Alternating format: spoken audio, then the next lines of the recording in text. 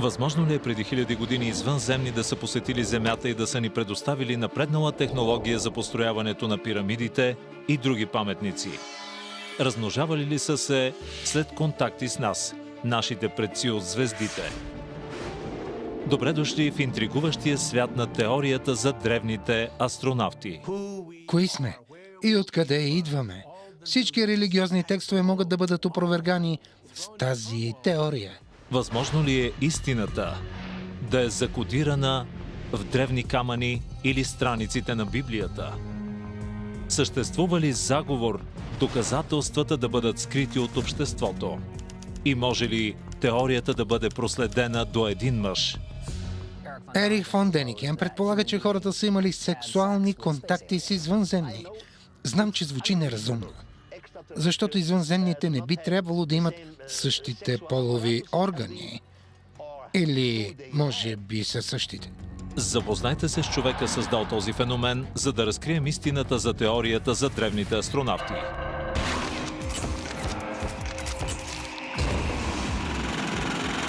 Кодове и конспирации. Древните астронавти. Представете си следния сценарий. Същества от космоса кацат на примитивна планета, въоръжени с най-модерни технологии, създават нова цивилизация и нови раси. А сега си представете, че тази примитивна планета е Земята и как нашите предци наричат тези извънземни богове. Колко звезди има във видимата Вселена? 100 милиарда по 100 милиарда. И да вярваме, че сме единствените интелигентни същества е нелепо. Мисля, че те съществуват. И може би сме посещавани от извънземни от открития космос. Не може да го отречем, но трябва да намерим доказателства. Теорията за древните астронавти е популярна в поп-културата и сред любителите на конспирации. Идеята се появява за първи път в публичното пространство преди половин век с издаването на книгата «Колесниците на боговете». В тази книга се задава въпросът «Бог астронавт ли е?». Авторът, млад швейцарски мениджър на хотел, наречен Ерих фон Деникен, настоява, че налудничавите му твърдения са базирани на научно доказани факти. Според мен, поне 4 пъти в миналото, нашата планета е посещавана от същества от открития космос. Скептиците посочват, че посетители от далечни галактики би трябвало да пътуват по-бързо от светлината, но фон Деникен има отговор. Не им е необходима скоростта на светлината. Просто трябва да конструират кораб на поколенията, за да може 20-25 поколения да покрият разстояние от 10 светлинни години. Представете си го като голям лайнер. Има ресторанти, зали за телевизия, спортни центрове и от него към съответната планета се изпращат по-малки космически кораби. Днес фон Деникен пътува по 100 000 км на година, за да чете лекции и да проучва древни руини по целия свят. Ерих фон Деникен представи идеите на все повече и повече хора и по много различни начини, за разлика от други автори. Теорията си за древните астронавти формулира като студент и езуит в Швейцария през 40-те и 50-те, когато отхвърля традиционните тълкувания на Библията. Започва да се пита защо Бог ще се появява на Моисей сред огън и дим на върха на планината Синай. Дим, огън, въздухът трепери, оглушителен шум. Всичко това беше шокиращо за мен, защото моят Бог няма нужда от дим, огън и силен шум. Всичко това много ме обърка. Фон Деникен започва да проучва друга хипотеза. Ами ако димът и огънят в планината Синай са от дюзите на космически кораб, като в научно-популярните романи? Възможно ли е видението на Езекиил за небесната колесница с колела в колелата да е космически кораб? Книга на Енох, текст, който не е включен в повечето версии на Библията, разказва как ангели отвличат прадядото на Ной и излитат в небето. Възможно ли е и този полет да е в космически кораб? И ако е било така, кой или какво го управлява?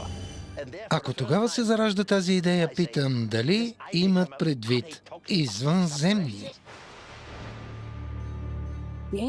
Теорията за древните астронавти интерпретира историите в Библията като съвсем реални събития, които са се случили, но показва и, че е възможно да открием научно обяснение за всички тях.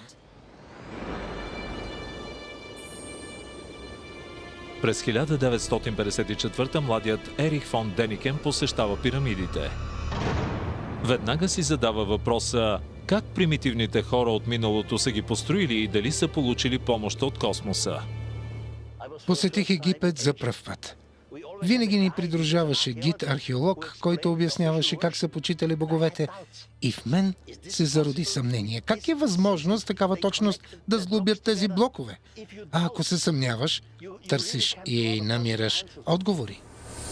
Фон Деникен твърди, че съмненията му се засилват, когато като млад има ясновидски видения за астронавти от далечни слънчеви системи. Започва да се чуди дали виденията са истина и дали може да намери доказателства.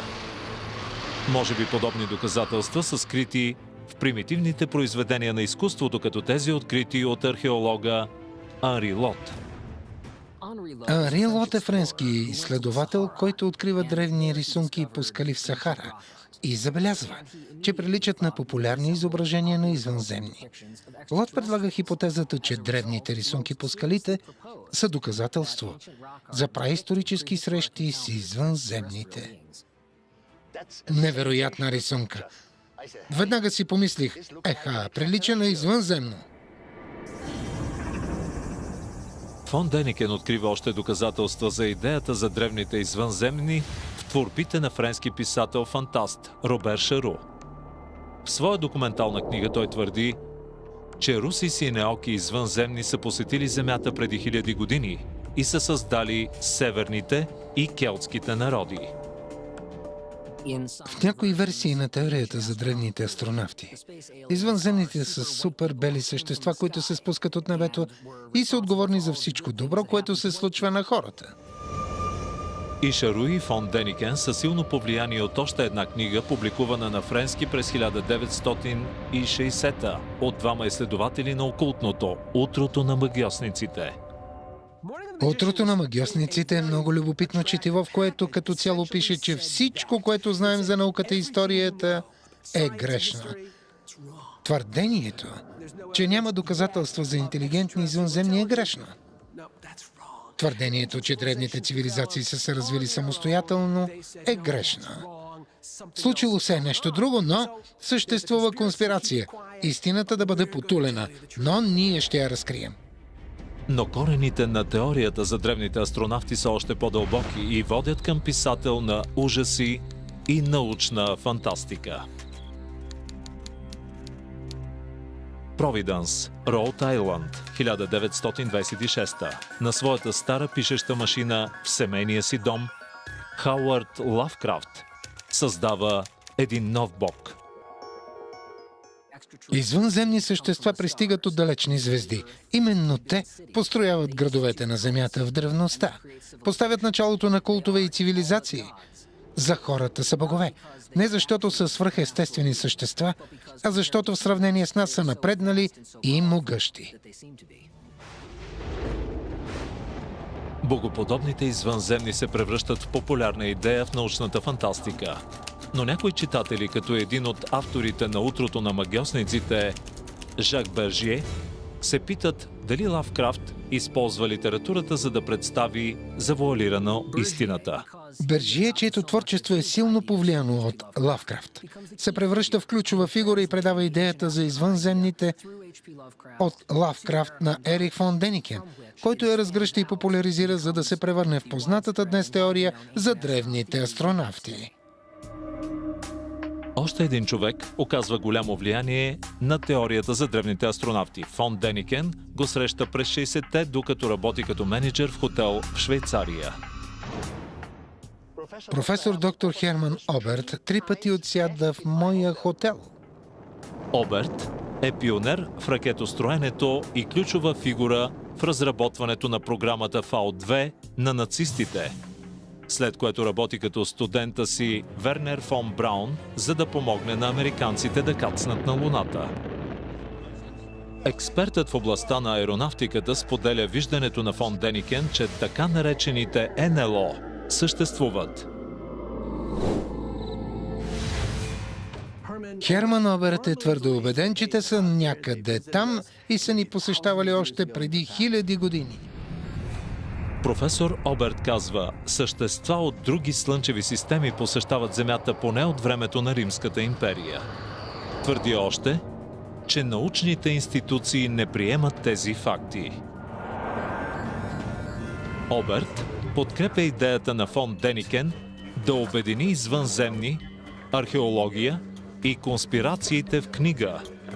След като приключва работа в хотела, фон Деникен пише по цяла нощ и рисува пъстра картина, която разкрива как извънземни строят пирамидите и каменните фигури на Великденските острови и как използват равнините на Наска като площадка за кацане. Твърди, че съществуват генетично модифицирани човешки същества и че всички религии се раждат след срещи с извънземни. 20 издатели отказват да публикуват ръкописа, докато едно малко немско издателство се осмелява да го отпечата. Един мъж седеше зад огромно бюро. Прочете само 5 страници, погледна ми и каза: ако си прав, млади човече, ще предизвикаш истинска буря. Последвалата буря въвлича Ерих фон Деникен във война с известния учен Карл Сейган. Но още по-лошото е, че макар колесниците на боговете да оглавява класациите за бестселери, фон Деникен се оказва зад решетките.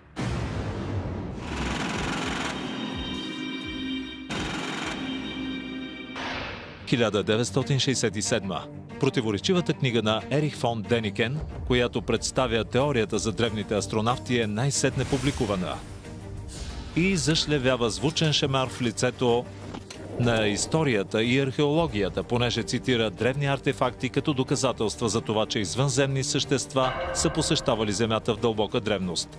Но и тази провокативна творба е цензурирана. В оригиналния ръкопис Исус е представен като извънземно същество. Но според списанията им, редакторът на фон Деникен по това време изрязва тази част от книгата, понеже смята, че няма да се хареса на голяма част от читателите. За повечето хора Исус е уникален, специален и няма нищо общо с извънземните. Всички останали богове, дори Бог Отец, остават с извънземен произход. Направена е още една съществена промяна. В Германия книгата на фон Деникен излиза с заглавие «Спомени от бъдещето», но в Англия издателите сменят заглавието. Английските издатели измислиха заглавието «Колесниците на боговете». Не бях аз. След това я продадоха в САЩ, именно с това заглавие. Колесниците на боговете е публикувана в един бурен период от историята на света – 1968. Старите истини са подложени на съмнения. Тази книга разклаща самите основи на науката и историята.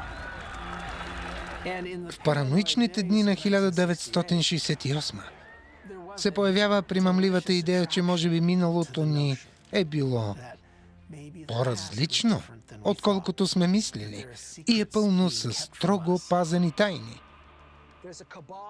Има много хора, не знам, от НАСА, Смитсънови институт, Ротари. Съществува конспирация. Тези хора в костюми искат да скрият истината. Археолози и историци също участват в този заговор да не се разкрива истината. Посланието е, ако ти каже истината, ще трябва да те затворим на специално място.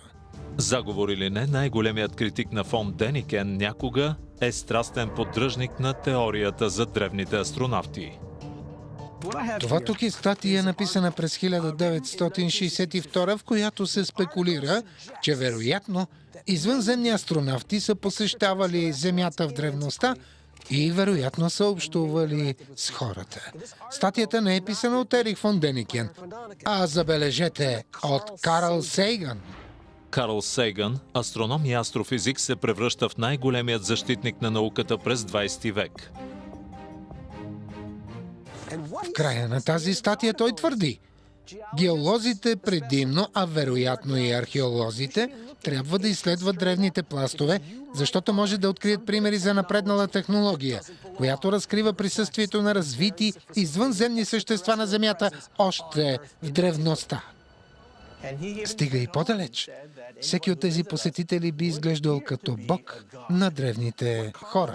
Твърденията на Карл Сейгън от 1962 са повторени от Ерих фон Деникен в Колесниците на боговете. Но когато Колесниците на боговете е издадена 6 години по-късно, Сейгън критикува налудничевите и недоказани твърдения. Карл Сейгън е на мнение, че подобни изключителни твърдения се нуждаят от убедителни доказателства. Къде са подробностите? Къде са физическите доказателства? Проучва и преразглежда собствените си идеи. Сейгън продължава да вярва в извънземни, но не и в древните астронавти. Твърди също, че последователите на фон Деникен отричат науката и доказателствата, дори наричат теорията малка, но реална заплаха за обществото. Карл Сейгън ме съсипа. Представи ме като глупак и идиот. Фон Деникен е охулен и от консервативните религиозни среди. Въпреки че твърденията му за Исус не са публикувани, те са убедени, че книгата му омаловажава Библията. Фон Деникен предупреждава читателите си, че е била нужда смелост да напише подобна книга и се изисква смелост да я прочетеш. Почитателите му се питат дали управляващите не потулват истината. Може би фон Деникен задава прекалено много въпроси и поема прекалено много рискове. И макар да не подозира, дните му на свобода са преброени. Международно летище на Виена, 18 ноември 1968. Ерих фон Деникен е арестуван от австрийската полиция и Интерпол. Фон Деникен е обвинен от властите в злоупотреба със средства, изправен е пред съда и е осъден. Швейцарският съд осъжда фон Деникен на 3 години затвор, основно за присвояване на средства от хотела, в който работи, за да финансира пътуванията си, свързани с древните астронавти. Но това не е всичко. Съдебен психиатър обявява фон Деникен за патологичен лъжец, а най-популярната му книга за чудо на глупостта. Но почитателите на фон Деникен отвръщат на удара и обвиняват правителството в лов на вещици. Фон Деникен е изпратен в затвора на Регенсдорф, Швейцария, но не могат да му запушат устата. Той вече е написал първото от многото продължение на Колесницата на боговете, без да подозира, че теорията му набира световна популярност. Скоро изплаща дълговете си с пари от авторските права и си извоюва предсрочно освобождаване. След години, друг съд го оправдава и отменя присъдата. Ако е съществувал заговор да го накарат да млъкне, той се проваля. А малко след това късметът му се усмихва. На 5 януари 1973 в Съединените щати NBC излъчва специално предаване в най-гледаното време, което представя теориите на фон Деникен. Казва се "В търсене на древни астронавти". И гласът зад кадъра на създателят и водещ на зоната на здрача Род Сърлинг. Почти 1/3 от хората в Съединените щати гледат предаването и заради авторитета на Род Сърлинг и NBC всички остават с впечатление, че древните астронавти са истински. Години наред, телевизионното шоу се показва в американските училища като документален филм. Пресата популяризира още повече теорията за древните астронавти, а телевизията я превръща в феномен. Ерих фон Деникен е в шоута на Джони Карсън и навсякъде.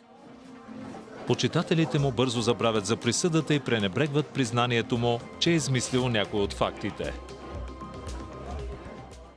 Мисля, че успява да се измъкне, като казва нещо от рода на "Това е голямо разкритие. Може и да не съм прав за някои незначителни подробности, но да докажа, че извънземни астронавти са кацали на Земята е много по-важно. Проблемът е, че няма доказателства." Почти половин век след издаването на Колесниците на боговете, дали са се появили такива? Пирамидите в Гиза. Как е възможно? 2,3 милиона каменни блокове, повечето от които тежат повече от 2 тона, да бъдат оформени, преместени и наредени. Почитателите на теориите за древните астронавти твърдят, че пирамидите са построени с антигравитационни устройства или посредством левитация, а блоковете са отрязани и оформени с лазери. Все страхотни идеи, но няма доказателства. Не извънземни построяват пирамидите, а египтяните. Има запазени произведения на изкуството от древен Египет, които показват египтяните да използват примитивни технологии, да местят големи камъни и да полират тяхната повърхност. Тези доказателства съществуват. Разбира се, че хората са построили пирамидите, не извънземни, но те са им помогнали. Всички съвети, свързани с проектирането, са дадени от тях, а ние хората сме свършили мръсната работа. Ако египтяните са разполагали с планове, изработени от извънземни, има един единствен начин да затвориш устата на скептиците. Покажи плановете, къде са. Друг съществен проблем с теорията за древните астронавти е за какво точно са дошли на Земята. Да научат предците ни как да строят пирамиди, защо не са отворили колеж или университет, в който да преподават как се използват лещи, или теорията за вируси, които причиняват болести. Ако в Египет не е имало извънземни, може би са били на Великденските острови. През 1968 фон Деникен представя теорията си, че извънземни са научили местните жители как да преместят масивните каменни фигури с помощта на мистериозна сила. Но поколения археолози твърдят, че няколко десетки мъже и тънки въжета са достатъчни. В този случай фон Деникен се съгласява. Великденските острови не са свързани с извънземни. Когато написах колесниците на боговете, мислех, че може да има нещо общо с тях. Същевременно знам, че фигурите на острова са изработени от хора. През март 1968 много хора ме атакуваха. А аз съм човек, който обича да проучва всичко, когато го нападат. И научих, че много от тези хора бяха прави. Критиците ми бяха прави, а аз не бях прав. Аз не бях прав. През 1968 фон Деникен изказва друга хипотеза. Мистериозните линии в Назка, Перу, са площадки за кацане на космически кораби. Тези линии и произведенията на изкуството са наистина впечатляващи, но учените категорично доказват, че почвата е прекалено мека, за да издържи кацане на самолети. За каквото и да са служили тези линии, определено не са били писти. За поддръжниците на теорията за древните астронавти, Назка все още е място обгърнато в мистерия. Само дето не са сигурни каква е. Може би все пак са резултат от странна радиация или аномалии, оставени от извънземни космически машини. Има нещо нередно в Назка, но не знаем какво. Знам какво мислят археолозите. Чудесни са, но те не задават глуповати въпроси като моите. Например, защо не измерим магнитното поле? Така действа моят мозък. Според фон Деникен доказателство може да бъде открито в Мексико, в пирамидата в Паленке.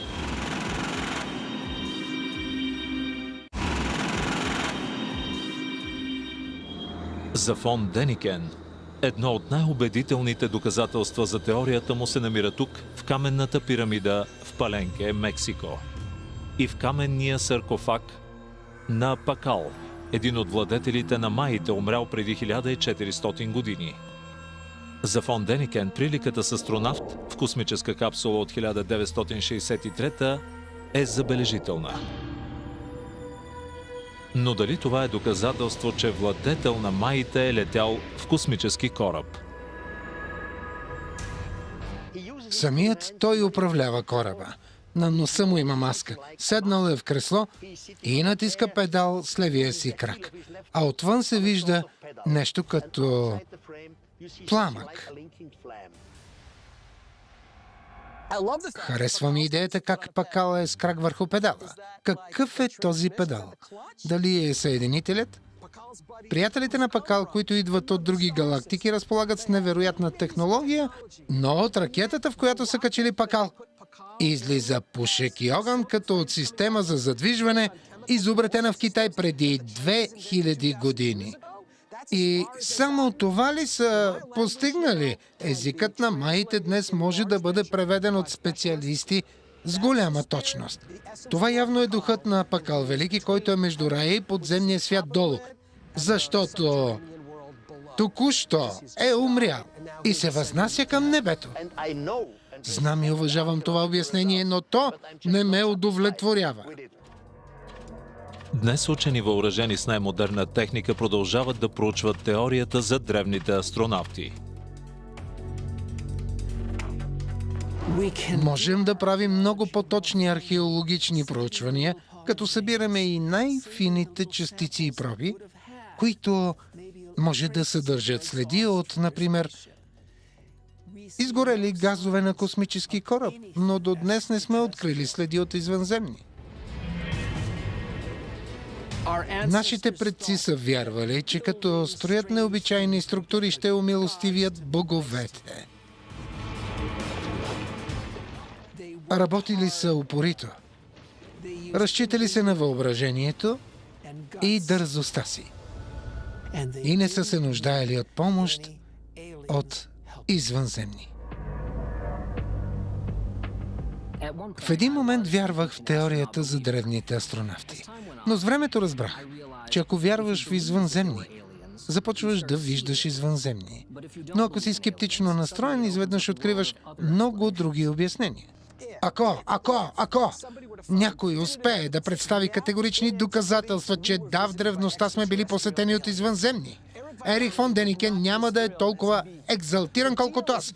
Просто защото, за разлика от мен, той е склонен да приема неубедителни доказателства. Но мистериите, обгърнали древни паметници, са само половината от доводите. За мнозина, извънземните не просто са създали цивилизация, а са сътворили и самите нас. Като доказателство, привържениците на теорията посочват пропуски в документираните фосили и първия стих от първата глава на Битие в Библията. И Бог каза: да създадем човека по нашия образ, по наше подобие. Дали Бог не говори с други богове? Още няма отговор на този въпрос. Дали езиковата форма «ние» е като тази използвана от кралете, или текстът не е променен от времето, когато е ставало въпрос за езически пантеон от много богове. Или, както вярват привържениците на древните астронавти, библейските думи са взети от тайния дневен ред на среща на извънземни, която поставя началото на преисторически генетичен експеримент на Земята. Човекоподобните маймуни, горилите, шимпанзетата, всички принадлежим на едно семейство. Само дето останалите членове на нашето семейство са още в гората. Но защо само ние от това дърво сме се развили? Съвпадение или еволюция? Аз казвам не. Абсолютно не. Резултат е от изкуствена мутация, зад която стоят извънземните. Извънземните манипулират ДНК на древните хора, за да ги направят по-умни, по-силни, без окосмяване. Или, както смята фон Деникен, от черни бели. Определено сме продукт на еволюцията. Но в хода на тази еволюция изкуствена мутация играе ключова роля. Изкуствена мутация, комбинирана с традиционни методи. Генетична манипулация и сексуален контакт. При това тази идея за сексуалния контакт не е моя. Описана е в класическата литература. Поддръжниците на теорията за древните астронавти посочват стихове от Битие, които описват света преди потопа.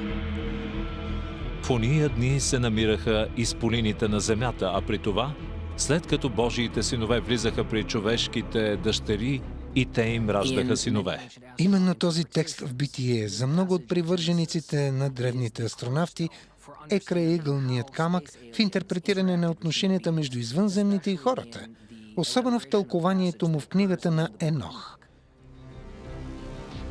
Космическите посетители се влюбват в жените на Земята, имат сексуални отношения с тях и създават раса от гиганти. Мнозина са убедени, че гените на извънземните и хората се смесват в земите на днешен Ирак. И смятаната от много археолози за първа цивилизация на Земята – шумерската.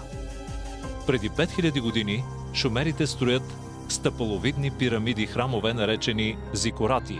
Имат календар, звездни карти и истории за богове и герои, изписани върху глинени плочи с първото писмо в историята, наречено клинопис.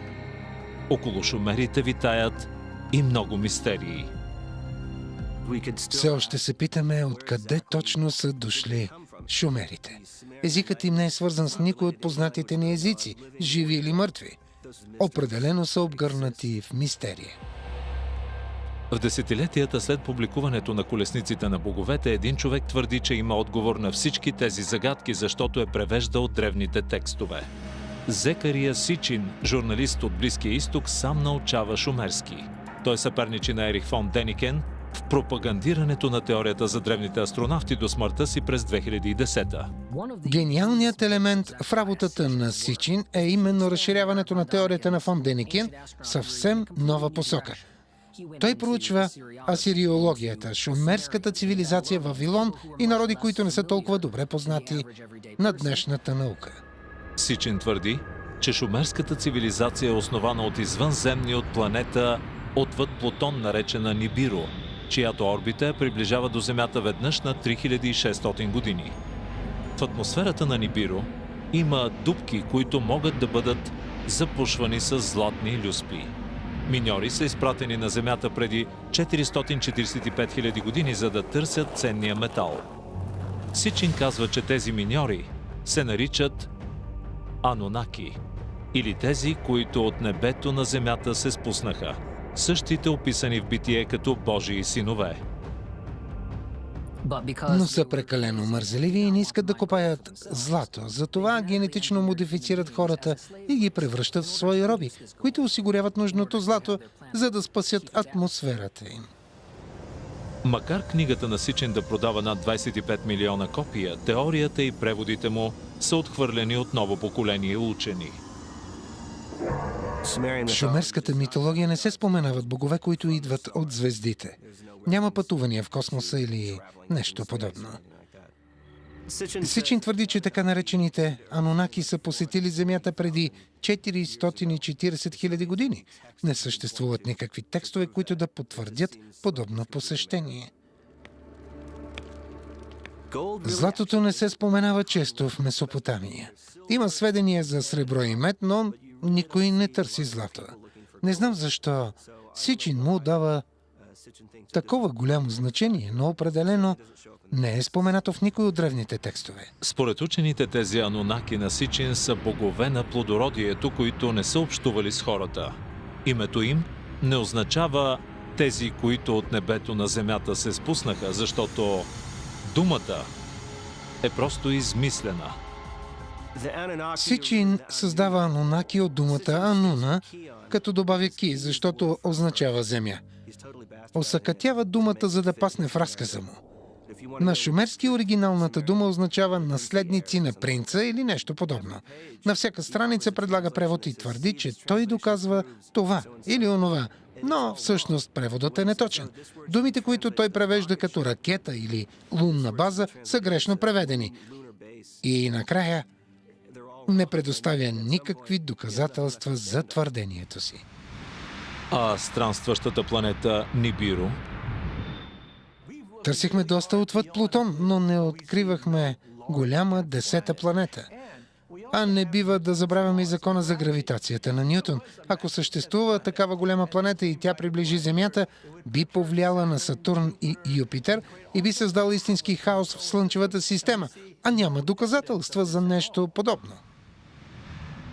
Но според Сичин Нибиро е ясно изобразена на малък глинен цилиндричен печат, с който са подпечатвали официални документи преди 4500 години.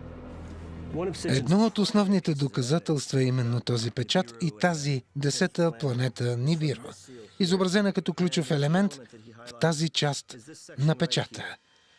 Твърди, че има доказателства, че шумерската цивилизация знае за съществуването на 10-та планета, плюс Слънцето и Луната.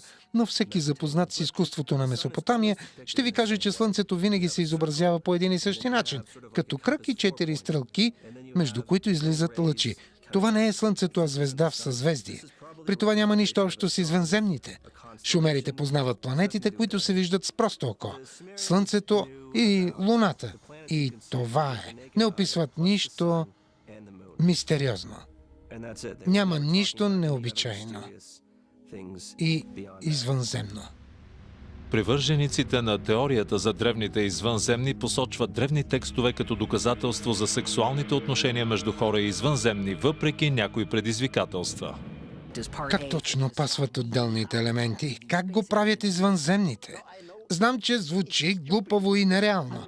Извънземните не приличат на нас и очевидно нямат същите полови органи или система. Или пък, може би, и имат такива. Твърдението за сексуален контакт между хора и извънземни може да се струва смехотворно на мнозина, но други, сред които носителят на Нобелова награда Франсис Крик, смятат, че нашата ДНК може би идва от открития космос.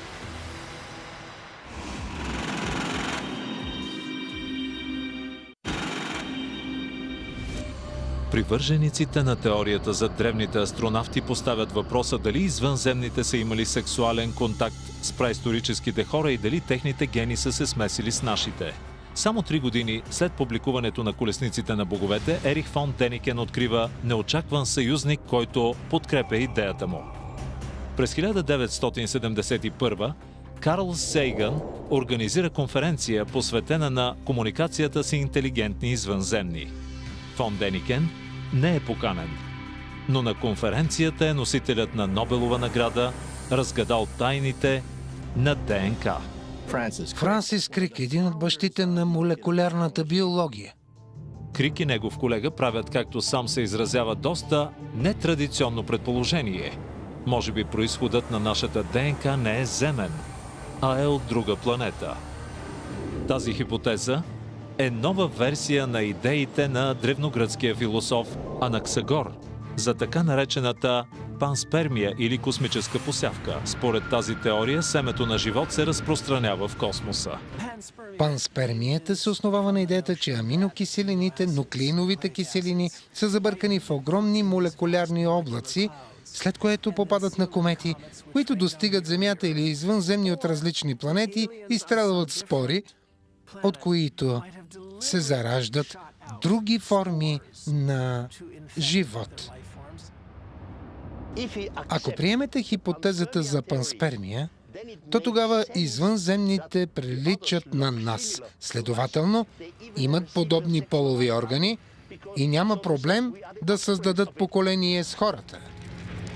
Но все пак съществува огромен проблем. Как жените на Земята ще раждат космически бебета? Дори да е имало подобна посявка в миналото, винаги ще се различаваме. ДНК мутира много бързо. На нашата планета има огромно разнообразие от животни, с които не желаем да се чифтосваме. Ако имаме извънземна ДНК, ще е още по-трудно да сме имали полов контакт. През 2007 едно шокиращо разкритие разтърсва интернет. Професор Сам Чанг, който работи по проекта Човешки геном, мултимилиарден проект за описване на ДНК секвенцията на всички хора, оповестява, че е открил извънземна ДНК в генетичния код. Подобно твърдение ще промени историята на човечеството. Мястото ни във Вселената. Кои сме? Откъде идваме? Ще промени всички религиозни текстове. Всичко ще се промени и ще настъпи пълен хаос, предизвикан от едно малко парченце извънземна ДНК. Историята въодушевява поддръжниците на древните астронавти, но се оказва абсолютно невярна. До сега не сме открили следи от извънземна ДНК в нашите човешки хромозоми. Неточностите в това твърдение са само началото. По-късно се оказва, че този Сам Чанг не съществува. Историята е измислена от измамник, чиято идентичност остава неизвестна. Според някой става въпрос за правителствен заговор за да се провери как би реагирал светът на подобна новина за извънземна ДНК. Сам Чанг никога не е съществувал. Да, но идеята му може и да е вярна. Вероятно тази дезинформация цели да попречи да научим истината. Когато става въпрос за НЛО и древни астронавти, подобни неясни хипотези са безброй много. Учените се умориха да ги опровергават и дори вече не отговарят на поредната сензация. А това ражда конспиративни теории. През последния половин век има много малко доказателства, които евентуално да потвърдят теорията за древните астронавти, но когато човек вярва, няма нужда от факти. В продължение на 35 години, поне 1/3 от моите ученици са казвали «Да, може и да е вярно». 50% обаче заявяват «Не, пълни глупости». И остават около 20%, които са раздвоени. Сред тези около 33%, които смятат, че има зрънци истина в теорията, едва 5% заявяват «Напълно убеден съм». Възможно ли е древните астронавти да се превръщат в нещо, което Ерих фон Деникен никога не е предвиждал? Днес се обръща все по-малко внимание на космическия кораб или на храмове или структури, за които се предполага, че са построени от извънземни, защото няма доказателства. Много по-често чуваме за трансизмерни същества. Теорията за древните астронавти става все по-свързана със свръхестественото, нещо като New Age, полунаучна религия. За фон Деникен това е прекалено. Става въпрос дали вярваш или не. Няма как да има доказателство за това. Не приемам тези астрални връзки. Да се намери космически кораб. Боже, това е възможно. Трябва да му се отдаде заслуженото. Може да греши с всички свои хипотези, но поне представя артефакти и заявява: мисля, че това е доказателство. През 2003 точни копия на някои от любимите артефакти на фон Деникен са реконструирани в бивша военна база в Швейцария. Това мистериозно място е нещо като музей и увеселителен парк с пластмасови копия на Стоунхендж и гробницата на Пакал. След период на финансови затруднения, паркът Ерих фон Деникен е превърнат в място за семейни забавления. Но привърженици на теорията на древните астронавти все още изнасят лекции веднъж на месец. Лекторът може да е самият фон Деникен. Ще е все едно да отидеш в Дисниленд и да видиш Уолт Дисни. Там са и всички копия на артефакти, като огромен скелет от смола на гигант, конструиран по информация от костни фрагменти, открити в Еквадор. Скептиците твърдят, че истинските парчета са фосили на праисторически бозайници, но за други това е доказателство за изполините, описани в Битие. Не може да опровергаеш съществуването на еднорог.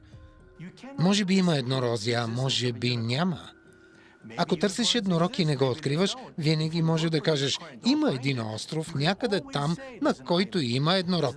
Но ако разгледаме всички доказателства за древните астронавти, няма да открием нищо повече от малки фигурки на стената. Може да са украса или рисунки, които могат да бъдат интерпретирани по много различни начини. Трябва нещо по-убедително. В противен случай ще спекулираме още цял век. Убеден съм, че тази хипотеза ще се изучава в университетите един ден. В света на науката всичко започва с спекулации. После те се превръщат в хипотеза или теза, след което трябва да отсееш кое е истина и кое не. Просто трябва да направим разликата между фактите и измислицата.